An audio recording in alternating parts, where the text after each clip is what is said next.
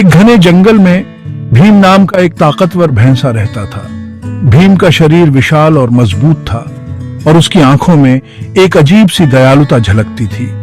दूसरे भैंसों की तरह भीम सिर्फ चरने और आराम करने से संतुष्ट नहीं था। वह हमेशा कुछ नया करने की तलाश में रहता था। उसे जंगल और उसके सभी जीवों से गहरा लगाव था। वह हर जानवर के साथ एक विशेष बंधन महसूस करता था। भीम ने खुद को इस जीवंत दुनिया का रक्षक नियुक्त किया था। वह जंगल की हर समस्या को अपनी समस्या मानता था। भीम असाधारण ताकत और उससे भी बड़ी बुद्धि से नवाजा गया था। उसकी समझदारी और सूझबूझ ने उसे जंगल का सबसे विश्वसनीय रक्षक बना दिया था। वह जंगल के हर इंच को जानता था, उसके रहस्य, उसके खतरे और उसका नाजुक संतुलन। भीम ने जंगल के हर कोने की खोज की थी। दूसरे जानवर भीम का बहुत सम्मान करते थे। वे उसकी उपस्थिति में सुरक्षित महसूस करते थे। वे उसकी हिम्मत की प्रशंसा करते थे और अक्सर उसका मार्गदर्शन लेते थे। भीम ने हमेशा उन्हें सही रास्ता दिखाया। बदले में भीम भी उनका ख्याल अपने परिवार की तरह रखता था। वह हर छोटे बड़े जानवर की देखभाल करता था।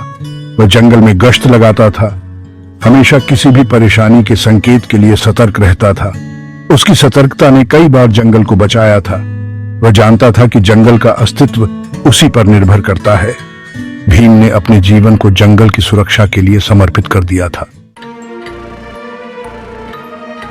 एक चिलचिलाती गर्मी में जब सूरज आग बरसा रहा था, जंगल पर आफत आ गई।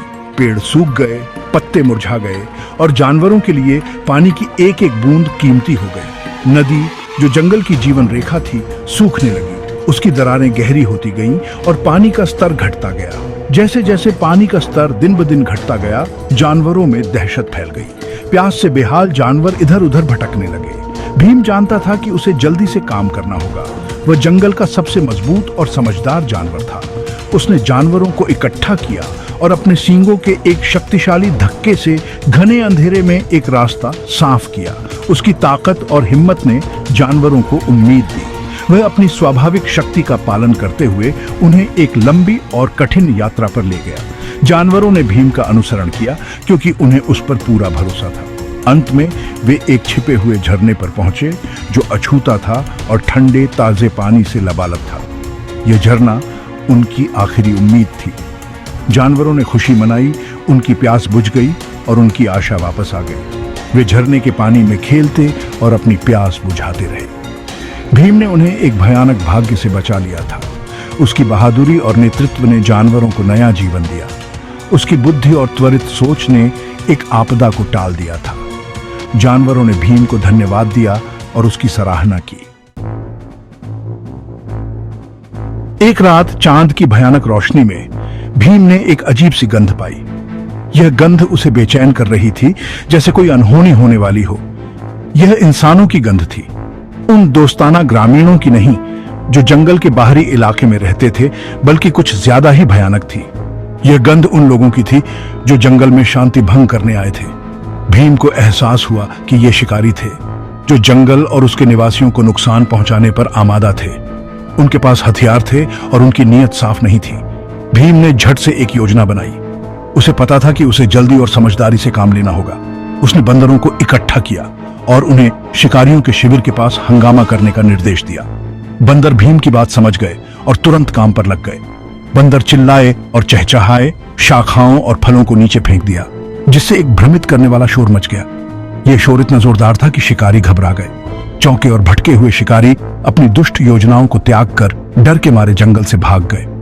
उन्हें लगा कि जंगल की आत्माएं उन पर हमला कर रही हैं। भीम ने एक बार फिर खतरे को चकमा देकर अपने घर और अपने परिवार की रक्षा की थी। उसकी सूझबूझ और बहादुरी ने जंगल को एक बार फिर सुरक्षित बना दिया। जंगल में फिर से शांति लौट आई। भीम और उसके साथी जानवरों ने मिलकर एक बार फिर साबित कर दिया कि एकता में शक्ति है। एक विशेष रूप से शुष्क मौसम के दौरान जंगल में आग लग गई। सूखे पत्तों और लकड़ी से प्रचंड होती लपटें तेजी से फैल गईं। जैसे ही जानवरों ने अपने घर को आग में जलते देखा, उनके दिल दहशत से भर गए। हमेशा की तरह निडर भीम हरकत में आ गया। उसने हाथियों को इकट्ठा किया और उन्हें पास की एक झील तक ले गया। हाथियों ने अपनी सूंड में पानी भरकर उसे उग्र आग पर फेंका। इस बीच भीम ने आग को और फैलने से रोकने के लिए अपने शक्तिशाली सींगों का उपयोग करके अग्नि रेखाएं बनाई। साथ मिलकर उन्होंने अथक संघर्ष किया और अंत में आग बुझ गई। भाग 5। मदद के लिए एक खुर। भीम न केवल मजबूत और बहादुर था बल्कि दयालु और करुणावान भी था। एक दिन उसने एक युवा हिरण को एक शिकारी के जाल में फंसा हुआ पाया। हिरण कमजोर और भयभीत था, उसका पैर क्रूर रस्सियों में फंस गया था। भीम ने धीरे से अपने सींगों का उपयोग करके जाल को खोला और भयभीत प्राणी को मुक्त कर दिया। हिरण कृतज्ञता से अभिभूत भीम के पैर को चाटता है और लंगड़ाते हुए अपनी मां के पास वापस चला जाता है। भीम ने उन्हें जाते हुए देखा। उसके हृदय में संतोष की भावना उमड़ रही थी। वह जानता था कि जंगल में हर जीवन कीमती है और वह उनकी रक्षा करेगा। भाग 6। रक्षक की बुद्धिमानी। भीम की बुद्धिमानी उसकी ताकत की तरह ही प्रसिद्ध थी। वह अक्सर छोटे जानवरों के साथ अपने ज्ञान को साझा करता था, उन्हें जंगल के तरीकों के बारे में सिखाता था। उसने उन्हें दिखाया कि कौन से पौधे खाने के लिए सुरक्षित हैं और किन से बचना है। उसने उन्हें हवा की फुसफुसाहट और पत्तों की सरसराहट को सुनना सिखाया, क्योंकि वे अक्सर आने वाले खतरे की चेतावनी देते थे। जानवर ध्यान से सुनते थे, उसके हर शब्द को आत्मसात करते थे।